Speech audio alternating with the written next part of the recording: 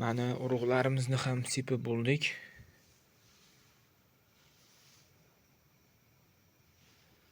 Mana ko'rishingiz mumkin. Mana bu ko'k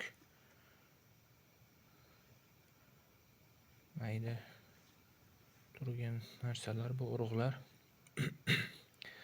Xullas, bu urug' sepishdan oldin tuprog'imizga, biogomisimizga suv sepib oldik. Suv sepgandan keyin mana urug'larimizni sepdik. Urug'larni sepib bo'lgandan keyin mana tuproq bilan urug'larni ko'mib chiqyapmiz. Xullas, uy sharoitida ko'chat tayyorlash usullaridan biri. Buning uchun sizga allaqanday issiqxonalar shart emas. Endi issiqxonangiz bo'lsa ham yaxshi. Endi boshlanishiga issiqxonasiz ham tayyorlab olsangiz bo'ladi ko'chatni. O'zi ko'chat unib chiqqandan keyin, o'zini tutib olgandan keyin bunday sovuq bo'lmagan plyonkani tagiga qo'yib qo'ysangiz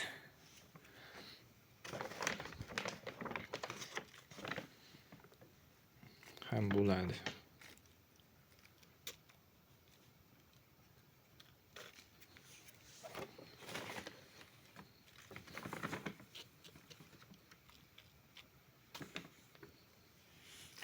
Mana shu tarzda urug'larimizni ustini ko'mib chiqamiz tuproq bilan. Tuproq harakat qilish kerak. Hamma joyga bir xil tushishiga. Bir joyga ko'p, bir joyga kam tushib ketsa ham bunday yaxshi emas.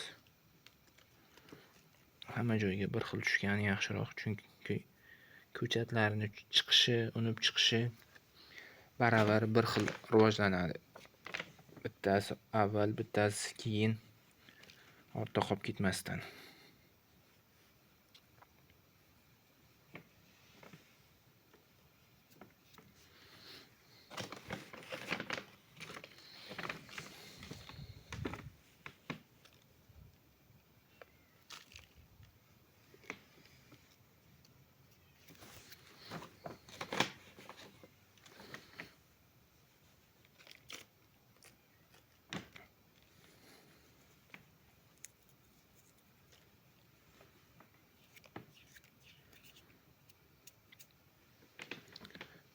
Marhamat, urug'larimiz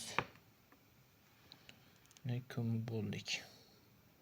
Endi buni ustini plyanka bilan yopib qo'yishimiz kerak bo'ladi. Dimlanib urug'larimiz chiqib olguncha.